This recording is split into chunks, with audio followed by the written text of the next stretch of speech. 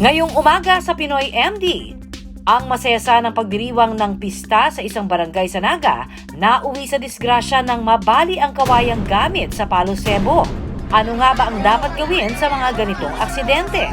Ano nga ba ang toxoplasmosis na nakaapekto sa pagbubuntis ng aktres na si Iza Calzado noong nakaraang taon? Masakit na kasukasuan? Baka gout na yan. Saan nga ba nakukuha ang gout at paano ito may iwasan? At diabetes, pwede nga bang labanan sa pamamagitan lamang ng tamang pagkain? Alamin! Good morning mga kapuso and welcome once again sa Pinoy MD. Sabay-sabay po tayo mag-aalmusal syempre kasama ang mga doktor ng bayan. Pero bago syempre ang lahat ng yan, makakasama po muna natin ang ating resident dermatologist na si Dr. Jean Marquez para sagutin ang mga ipinadala ninyong mga health-related questions. Kaya abangan po yan sa pagbabalik ng Pinoy MD. Welcome back sa Pinoy MD mga kapuso. Ngayon pong umaga, makakasama natin ang ating resident dermatologist. Siyempre, walang iba, di ba? Kundi si Dr. Jean Marquez. At siya po ang sasagot ng mga ipinadala ninyong mga health-related questions. Good morning, Doc! Good morning, Colin. Of course, good morning sa ating mga kapuso. Of course, syempre naman, lagi tayong handa na sagutin ang mga katanungan ng ating mga kapuso. O eto na ang unang tanong, Dr. Jean. Bakit daw kaya siya prone sa kagat ng lamok? At ano kaya ang solusyon dito? Tanong po yan ni Patrick Gawaran. Alright, kasi alam mo, Patrick, merong mga pagsasanay na sinasabing may mga certain people na pwedeng mas madalas na kinakagat ng lamok kumpara sa iba. Ang sabi nga lang, merong isang pag-aaral na nagsasabi na yung medyo mas malalaki ang timbang, mga mas malalapad, mas pawisin daw, no, ay mas prone na kinakagat ng lamok, no? And of course, meron ding iba namang pagsasanay na nagsasabi na yung nakasuot ng mas darker na mga clothing ang mas nilalapitan daw ng mga lamok, no? And may mga iba rin naman na nagsasabi na yung mga madalas yung nangangamoy alcohol sa katawan, yung mga umiinom ng alak, ang mas kinakagat daw ng lamok, no? But of course, kulang pa rin talaga ang pagsasanay para sabihin nga na totoo nga ito, no? Although, no, meron din namang mga tao talaga, ito proven to na studies na talagang may mga tao na nagkakaroon ng allergic reaction sa lamok. Na kumbaga, kapag nakagat ka ng lamok, halimbawa, dalawa tayo nakagat ng lamok, kung ikay may history ng asthma sa family or eczema, mas pwede kang mag-develop ng allergic reaction sa lamok. Kaya mas nahahalata yung mga insect bites na yan. Pero whether prone ka nakagatin ng lamok or hindi ka prone, no, ang pinaka-importante dito ay magkaroon ng preventive measures against mga insect bites. No. Ano nga ba ito? Well, unang-una, pwede kang lagay ng mga insect repellent, no? And of course, merong mas natural insect repellents and meron rin naman yung mga chemical-based insect repellents, no? And of course, no, maganda pa rin na protectionan mo ang iyong sarili by wearing mga long sleeves, no? Or mga pajamas, and then at night you can wear socks over your pajamas para talagang hindi kagatin even yung mga exposed areas of the body kagaya ng paa. Dahil makakasama pa natin si Dr. Jean sa pagbabalik pa rin ng Pinoy MD. Eto na ang ating next question, Doktora. Bakit daw kaya siya parating pinapanta? Lalo na kung malamig ang panahon o kaya naman pawisin siya, di ba? O pawisan siya. Kaso raw kaya ito ng urticaria? Ipinadala po yan ni Naya Kua. Naya, no? Maaaring tama ka. Kasi alam mo, kung yung mga pantal-pantal na yan, yung tinatawag na tagulabay, no? Or yung mga welts or yung mga nakaalsa, no, na namumula and minsan no, generalized or buong katawan, no. Maaaring yan yung tinatawag na cold urticaria or heat urticaria, no. Yung mga urticaria na yan usually kapag halimbawa yung cold urticaria kapag ikay na-expose sa extreme temperature kagaya ng sobrang malamig, pwedeng mag-release, no, yung katawan mo yung tinatawag na histamine, and this can cause actually yung mga tagulabay na yan, no? And of course, also sinasabi nila yung some patients with cold urticaria, connected ito with some liver diseases or in extreme cases naman may mga CA or cancer, no? So, kailangan talaga na masuri ka rin, of course, hanapin natin. And of course, may mga preventive measures rin. Minom ka na ng mga tinatawag na antihistamines bago ka pa pumunta dun sa mga lugar na yon. Yun namang heat urticarias, kung sobra namang init, pwede rin ito mag-cause ng tagulabay. Kumbaga, bago mag-exercise, no, na-advise na namin na uminom ng antihistamine. Huwag masyadong mag-expose sa sobrang extreme heat, no? Kumbaga, pag nag-exercise, medyo ihinto-hinto mo muna yung pag-exercise mo para mag-cool down or bumaba yung temperature na yung katawan. And of course, avoid hot sauna, no? And of course, avoid too spicy foods, nakaka-trigger din yan, no? And extreme sweating. So, ayan. Thank you so very much, Dr. Jean, sa pagsagot ng mga questions ng ating mga ka-FB dito, no, sa Pinoy MD. Kaya naman, naanyayahan po namin kayo, ipadala nyo lang ang inyong mga questions sa aming Facebook page at baka question nyo na po ang susunod naming mabasa, hindi ba? Samantala, magbabalik pa rin po ang Pinoy MD. Pagmasdan ang video na ito ang naging eksena sa pista sa Barangay Lerma, Naga City noong Agosto. Ang mga lalaking ito ay masayang nakilahok sa palaro sa Palo Cebo.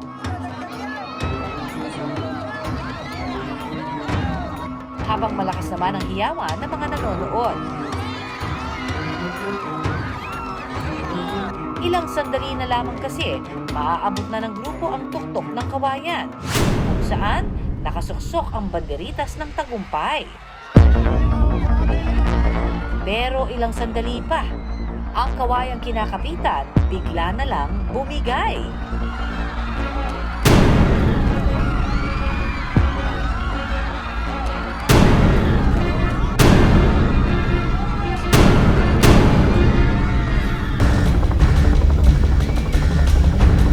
Dahil sa impact ng pagbagsak, ang apat na nasa pinakaitaas ng kawayan lubhang nasaktan, lalo pat ang pinagsakan nila, riles ng tren.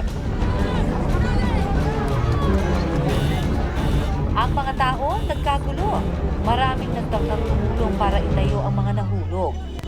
Iniinda nila ang sakit na tinamo habang nakahawak sa kanilang mga likod. Ang dalawang nga sa kanila, hindi na halos makabangon. Paano ba may iwasan ang mga ganitong aksidente? At kamusta na ang mga sangkot dito? Abangan!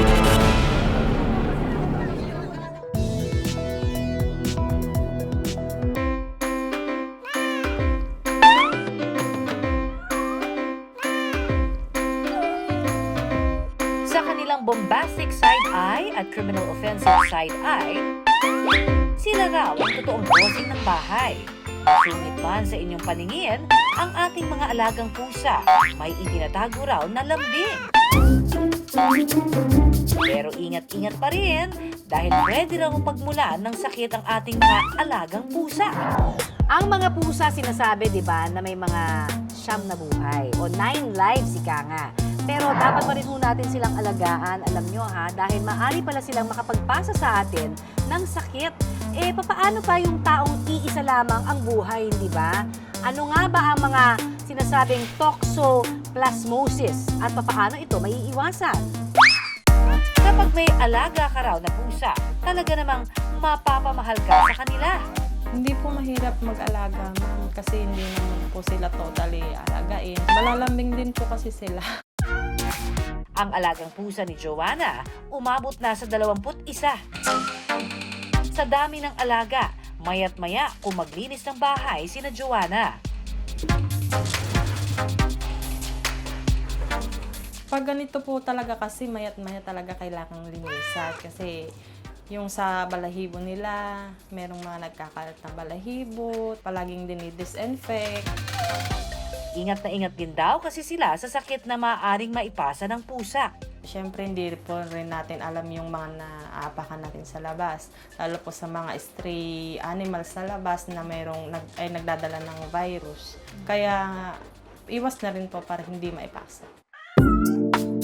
Ang parasitiko kasi na kung tawagin ay Toxoplasma gondii, maaaring makuha sa dumi ng mga pusa.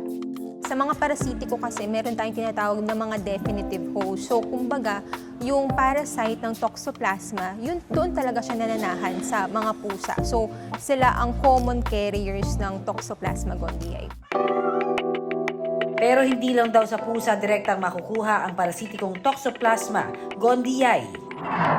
Actually, parang cycle na lang din siya. May cyst na nasa kapaligiran natin. Yung cyst, pwede yan kainin ng mga iba pang hayop, katulad mga rodent na mga daga. Kapag nasa daga na mag-e-encyst sa kanya, eventually yung pusa, kakainin din niya yung daga. So kapag napunta na sa pusa, yung pinaka-cyst ng Toxoplasma, mamamahay na ulit sa kanya yung Toxoplasma. And then, ulit-ulit lang yung cycle. Dudumi ulit siya na merong cyst, tapos kakainin ulit ng mga ibang hayop hanggang sa ma-infect ulit ng tuloy-tuloy. Maaari rin itong mapunta sa tao kapag nakakain ng kontaminado o hindi maayos na pagkaluto ng pagkain. Huhugasan ng mabuti, parati well-cooked, parati yung mga meat, especially kung ang hahainan mo is immunodeficient, mga pregnant na mga pasyente, mas magandang sigurado.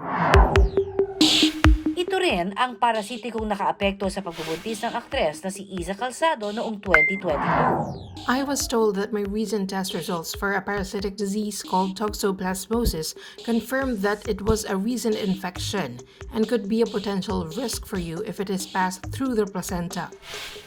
Sa social media, ipinost ni Iza ang kanyang naging pangamba sa nooy ipinagbubuntis na anak. I was told that there could be brain damage, visual impairment, or it could even lead to pregnancy loss.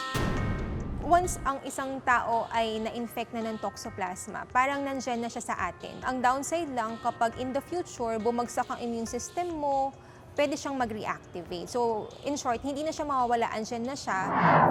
Ayon sa eksperto, kapag naipasa ito sa tao, maaari itong maging sanhi ng cyst sa muscle tissue sa paligid ng puso, utak at mata. At lubhang apektado raw dito ang mga taong immunocompromised o mahihina ang resistensya. Lahat ng tao, pwede tayo maka-acquire ng Toxoplasma. According sa pag-aaral, 80% of the population at one point in our lives, pwedeng naka-acquire na tayo ng Toxoplasma. Pero kung ikaw ay isang healthy individual, wala ka magiging apparent na symptoms.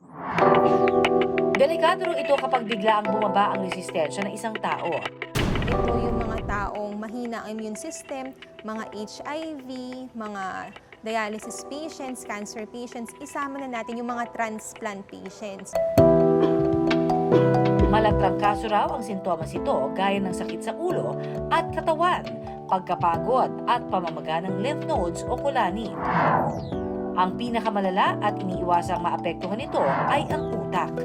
So po pwede itong umabot sa utak in the form of encephalitis, pwede itong umabot sa puso, myocarditis, pwede rin sa baga as pneumonitis. So kahit na anong klaseng organ, pwede talagang maapektuhan kapag immunodeficient po.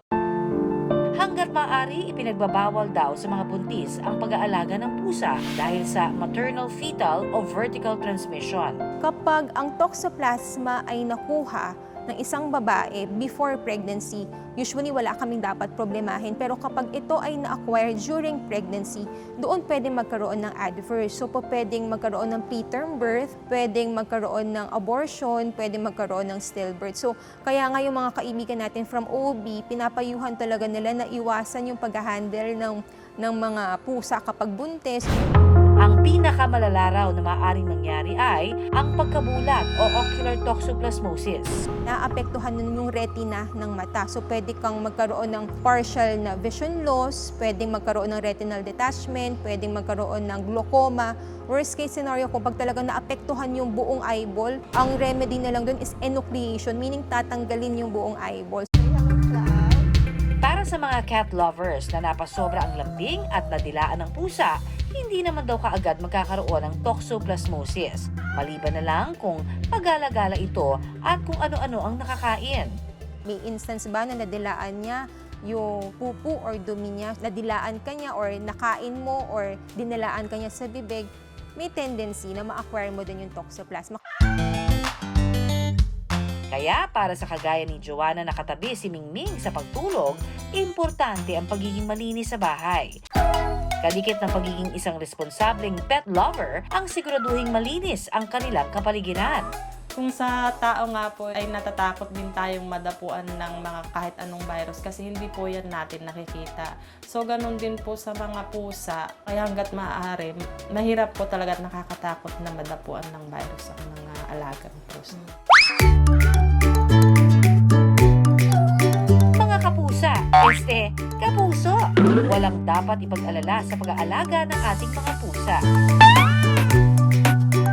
Basta, siguraduhing malinis ang kapaligiran para ang peligrong dala ng mga parasitiko maiwasan.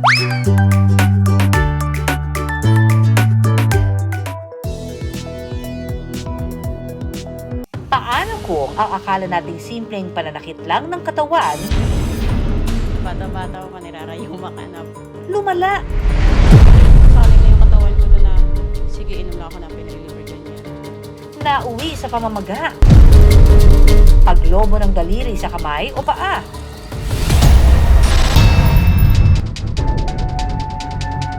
siya si Joanna. Sa edad niyang 30, nasa prime of her career sana siya bilang customer service agent.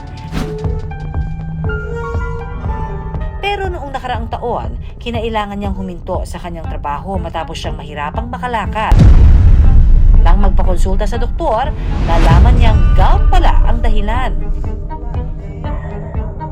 Nag-go-work na ako noon. Yun, napapansin ko rin sa trabaho pag nagkakape ako. Ang sakit-sakit. Sabi ko, bakit kaya nananakit yung paa ko? Tapos nahihirapan akong lumakad. Pero hindi pa siya yung sobrang grabeng hirap. Kumbaga, ika-ika lang ako. Pero ang pananakit ng paa, pinabayaan lang daw niya. Nasa 8 taon din daw itong pabalik-balik. Hanggang nitong Nobyembre, sinumpong daw ang pinakamalalang pananakit ng paa niya. Bedridden po talaga. Hindi ako makakain.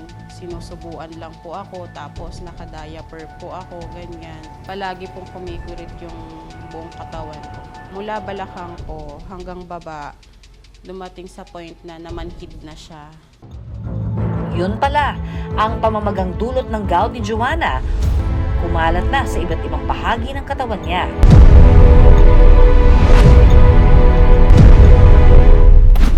Ang gout ay isang uri ng inflammatory arthritis na nagdudulot ng pananakit at pamamaga ng kasukasuan. Yung gout is really a condition of hyperuricemia. Yung hyperuricemia is yung mataas ang level ng uric acid or serum urate sa dugo. So sa sobrang taas po niya, sometimes nahihirapan yung bato or yung kidneys to eliminate it. So dahil doon, yung uric acid nagde-deposit po siya sa joints when it reaches a certain level. Pag sumasakit siya, yun ang tawag sa flare. Kadalasan, una raw itong tumatama sa hinlalaki sa paa. Partikular na sa mga lalaki dahil natural daw na mas mababa ang uric acid levels ng mga babae kumpara sa kanila. Pero pwede rin daw itong mamana. Mataas po talaga ang predisposition ng genetics sa pag-develop ng gout. So kung yung tito nyo, tatay nyo po, lolo, may gout, there's a high chance na magkakaroon po kayo ng gout. Especially if mas bata po silang nagkaroon ng gout. Sa kaso ni Joanna, may gout din daw ang nanay niya. Sa ngayon, hirap nang kumilos si Joanna. Sa upuan, pag lumilipat ako, dinadrag ko lang siya kung saan po gusto pumunta. Dahil hindi na rin nakakapasok sa trabaho, nagdesisyon si Joanna na mag-online selling. Kapag lalabas naman ako, naka-wheelchair ako, ganun po. Isa sa pinakapangkaraniwang manifestation ng gout ay ang pagkakaroon ng tophi mula sa namuong uric acid.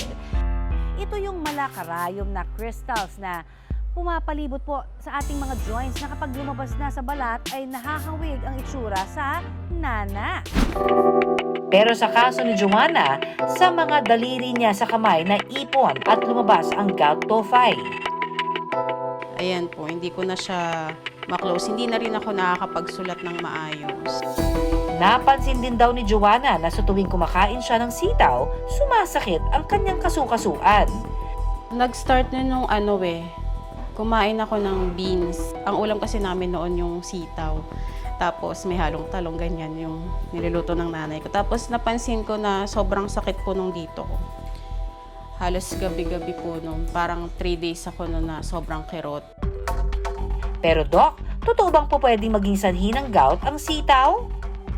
For some patients, beans can really trigger a flare or mga grains. Most common foods that can trigger a gouty flare or increase uric acid sa katawan would be red meat, mga laman loob, alcohol, shellfish, tsaka actually mga drinks with high fructose syrup or matataas po ang sugar can actually also trigger a gouty attack. Mahilig akong kumain ng mga matatamis. May mga processed food din.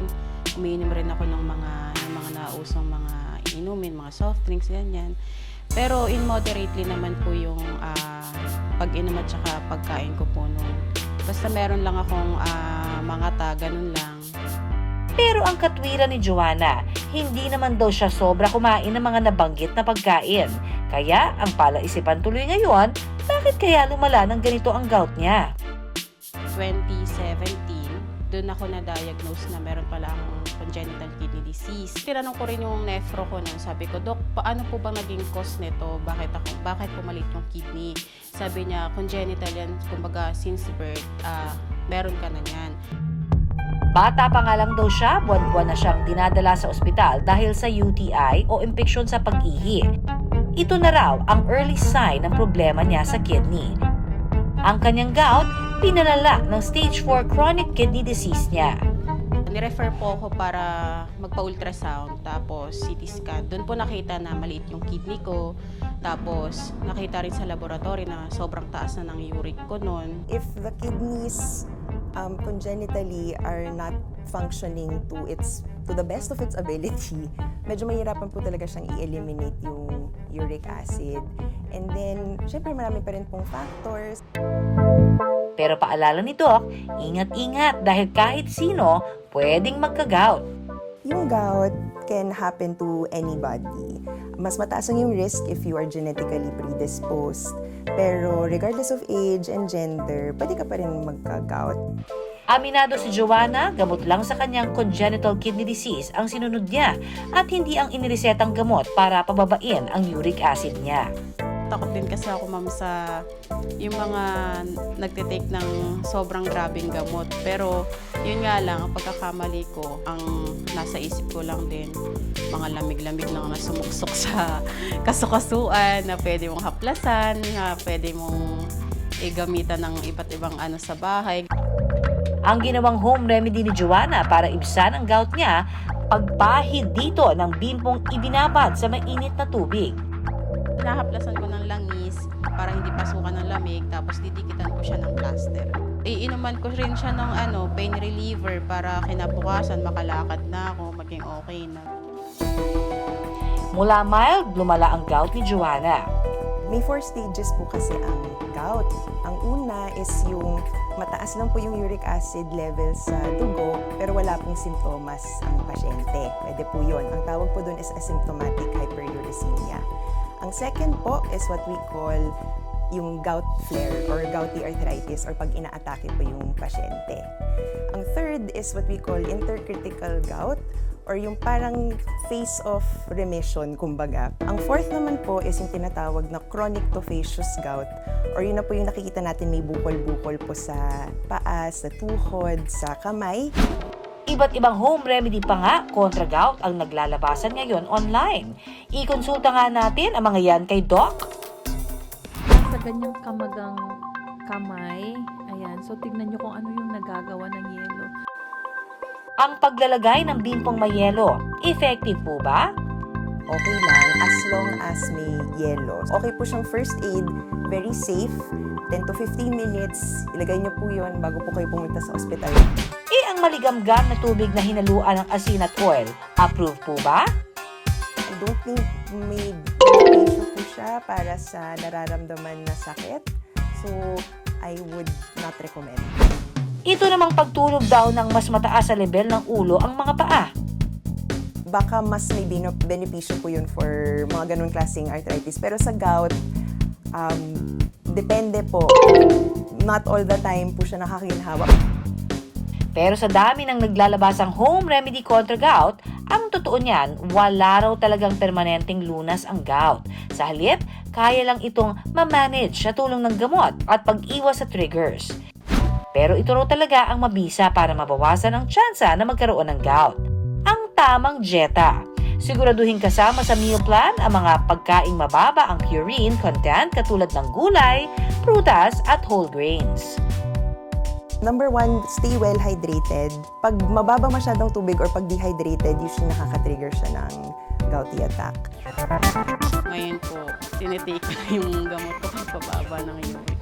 Tsaka lahat ng bawal iwasan. Yung gout mismo, hindi siya nakakamatay. Pero yung mga complications niya, pwede. Siguro yung pinaka-importante is, pag mayroon po kayong nararamdaman, make sure you see a doctor po kaagad. Kapag may nararamdaman na sa katawan, ugaliing ipatingin ito agad, mga kapuso. Huwag nang hintaying mamaga at lumobo pa ang ating problema bago pa natin ito solusyonan.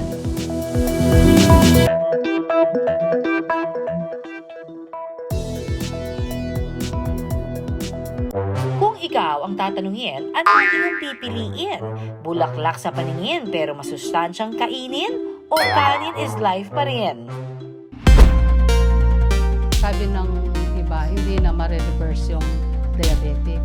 Pero hindi pala. Ang cauliflower may kakaibang habang power panlaban sa diabetes? Yan ang ating aalamin. Sino nga ba naman ang makatatanggi sa kanin? Kaya nga raw lumaki noon ang 71 anyos na si Mami Edelwina. 3 times a day pa po yung kanin namin noon. Talagang rice is life nga, sabi nila. Hanggang sa habang tumatanda, nagsunod-sunod na raw ang sakit na nararamdaman niya. Nahihilo na ako, tapos tumataas na yung BP ko noon eh. Hanggang sa nagpa-check up ako noon, pinalab test ako ng doktor. Tumaas na nga daw yung sugar, tapos mataas pa yung cholesterol ko. 15 taon ng diabetic si Mami Edelwina. Ang diabetes is isang klase ng chronic metabolic disease, no, na kung saan ang isang tao, ang kanyang asukal or glucose ay hindi na ito pumapasok o nagagamit sa loob ng cell para magbigay ng enerhiya. Kung hindi, ito ay naiiwan na lamang sa ating dugo. Ayon sa ating resident internist at wellness expert na si Doc Oyi, nagsisimula ang diabetes kung nagkakaroon ng insulin resistance ang katawan ng isang tao. Lahat ng carbohydrates na kakainin nila, lalo na kung ito ay simple refined carbohydrates, naiiwan ito sa dugo at hindi nakakapasok sa loob ng cell para ma-convert into energy. Umabot na sa 7 gamot kada araw ang iniinom ni Mami Edelwina. Sa ilang taon, parang mas dumadami yung nararamdaman ko sa katawan. Hanggang sa lagi na akong sinusumpong ng vertigo ko, yun, tsaka yung paa ko masakit. Ang asukal or glucose, hindi sila pwedeng maiwan sa ating dugo kasi sisirain nila ang ating blood vessel.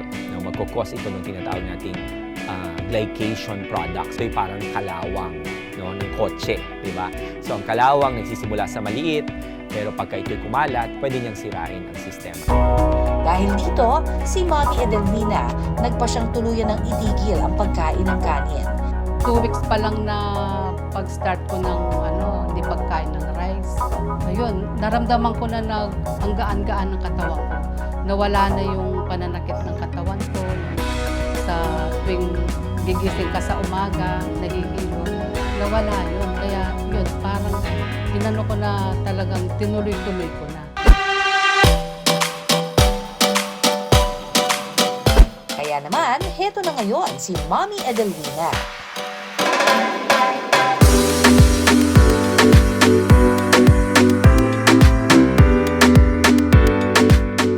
Yung weights ko, 140. Ngayon, nasa 105 pounds na lang ako. Magti 3 years na ako sa low carb. Bonus na nga raw na nagmukha siyang fit and fab at 61. Pinaka-goal ko lang dati, yung mawala yung mga sakit ko, maintenance na gamot. Pero ngayon, may bonus pa, weight loss.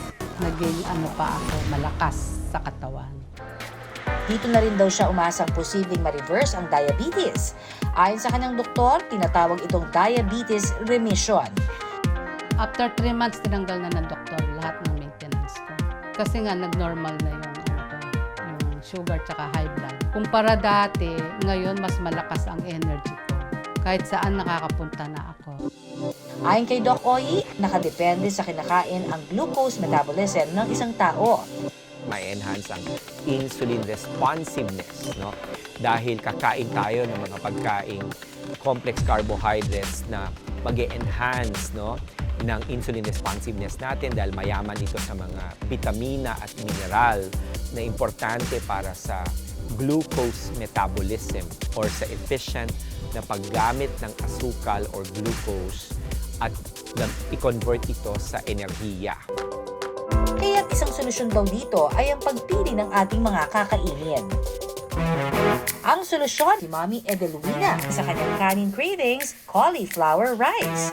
Kailangan lang daw dito ang bawang, itlog, asin, at syempre, cauliflower.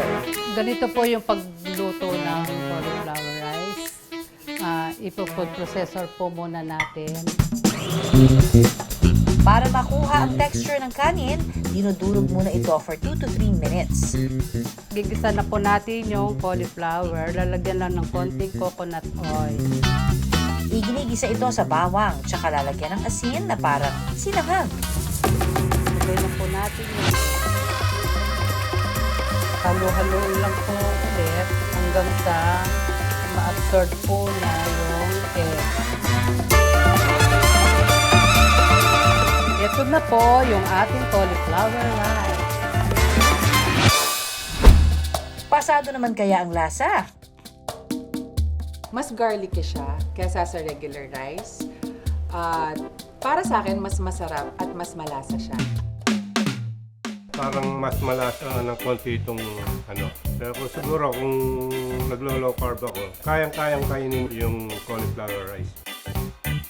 Para sa akin, hindi siya nalasahang cauliflower. Kung health yung iisipin ko, dun po ako sa cauliflower rice.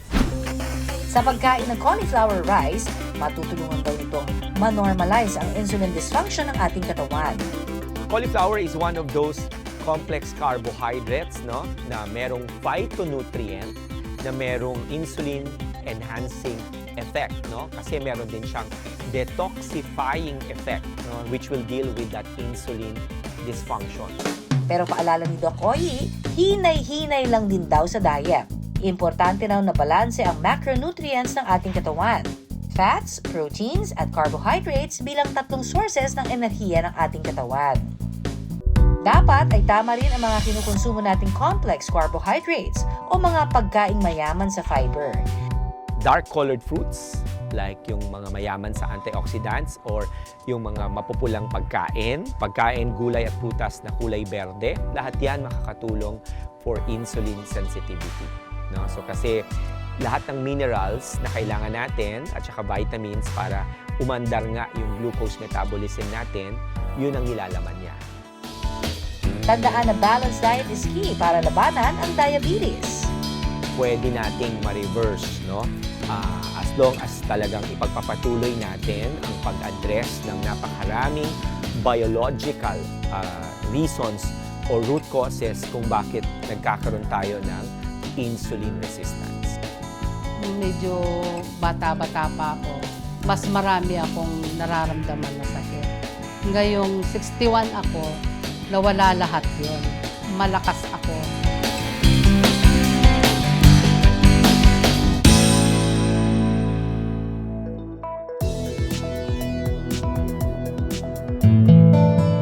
Ako si Junaton, isa sa mga nag-upload ng video.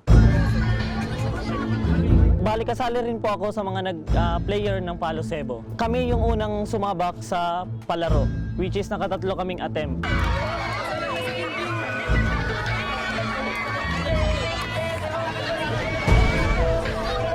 Hindi namin naabot yung bandera.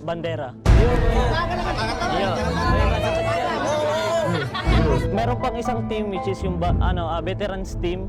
So sila naman yung sumabak sa Palo Cebo. Siguro naka-attempt sila ng 2. Ang ganitong palaro, nakasanayan na raw sa kanilang barangay. Kaming mga barangay council ay talagang hindi pinapayagan ng mga ganyan dahil alam kong delikado. Dahil yan, tradisyon yan, yun ay maganda rin. Sabi ko sa kanila, hindi kami mikikialam dyan, hindi kami sabing nag-sponsor niyan. Ang papremyo mula sa mga donasyon at sponsor sa kanilang barangay. Ang mechanics daw ng laro, nahati sa 2 team ang mga manlalaro. Kada team ay oorasan sa kanilang pag-akyat sa kawayan.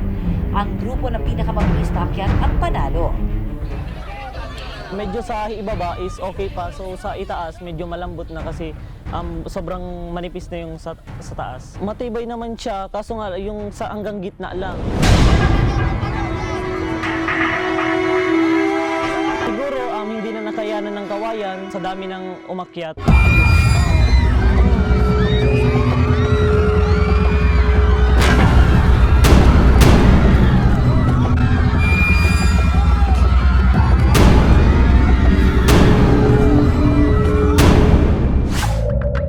Namin ang 2 sa mga biktima ng aksidente. 2 kami ng kapatid ko na nalaglag sa Palosebo. Kulit po bato ka. Kasi tama ko lang po yung may lang kaya sa likod. Si tugang ko po, ito ang nagrabe. Hindi po siya tama sa bitis, sa pigi. Ay man po ito. Ito ang nagrabe. Ayon sa eksperto, hindi raw malabong mabalian ang isang tao na mahuhulog ng ganoong kataas. Based sa video na nakita natin doon sa ganoong taas, sapat yon para mag-cause ng bali sa buto or mga damage sa internal organs ng ating katawan. Yung pasyente natin, tumama mismo yung pelvis or yung balakang niya, tumama din mismo yung buto sa likod. Kung nauna yung pinakalikod, pwede magkaroon ng dislocation doon sa ating spine, maraming ugat na dumadaan. At pag nagkaroon ng bale o dislocation doon sa spine, pwedeng magkaroon ng significant na injury doon sa mga ugat na dumadaan sa tabi nito.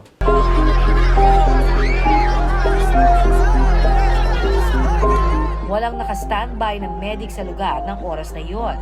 Estimated, siguro mga 30 minutes before dumating yung mga rescuer. Medyo kinakabahan kami as a player. We expect dapat na meron ng rescue na nakaabang sa paligid. Dagdag pa ni Doc sa mga ganitong klase ng insidente, hindi dapat ginagalaw agad ang mga nasaktan. Ang general rule ay we expect or we anticipate na merong diferensya sa spine or may bali sa leeg ang isang pasyente unless proven otherwise. So kapag gano'n, dapat hindi ito ginagalaw. Mga kapuso, sa mga ganitong sitwasyon, inirerekomenda ng mga eksperto na huwag galawin ang posisyon ng pasyente. Kung nagkataong may bali kasi ang pasyente at nagkaroon ng maling galaw, maling posisyon o bigla ang pagtayo, pwede hong ma-damage ang mga komplikadong organs o ugat ng tao na lalong magpapalala sa sitwasyon. Ayon niya, kung isa ka raw sa mga nanonood ng oras na mangyari ang aksidente, ang mainam na gawin ay tumawag ng rescue at huwag magkumpulan sa paligid ng biktima. Kung kumpulan na parang kamukha nun sa picture na halos parang dinubog na sila ng mga nanonood, pwedeng mag-cause yun ng lalong paghirap ng paghinga ng pasyente. Also, kapag dinubog yung pasyente, pwedeng magalaw yung mga supposedly bawal galawin na parte. Kung makikita natin may dumating na stretcher, yun dapat ang unang ginagawa, hindi yung dudumugin yung pasyente. Nadala naman daw sa ospital ang mga nasaktan. Nagtamo ng minor injuries ang 3 sa kanila habang nagka-fracture naman ang isa. Sa ngayon ay kasalukuyang nagpapagaling pa ang mga nasaktan. Tumagal ako sa ospital ng 21 days. Naramdaman ko pa rin yung sakit. Okay naman. Aano ko rin.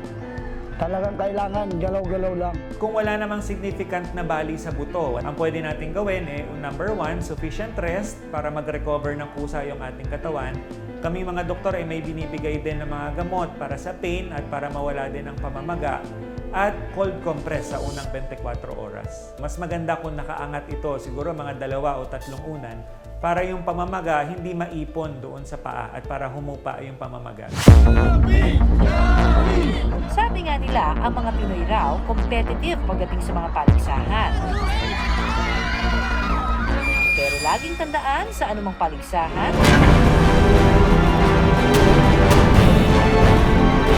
dapat muna pa rin ang ating kaligtasan.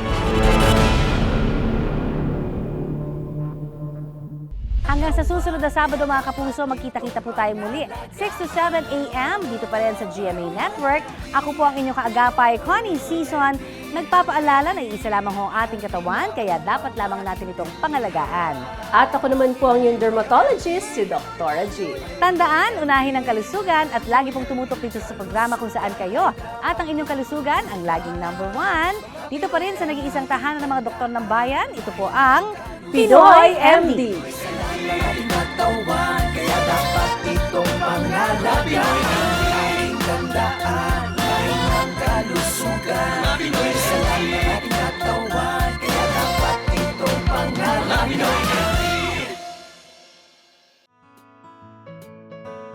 Bilang isang salesman, parte na ng trabaho ko ang paglalakad para maipakita sa mga potential buyers ang iba't ibang produkto namin.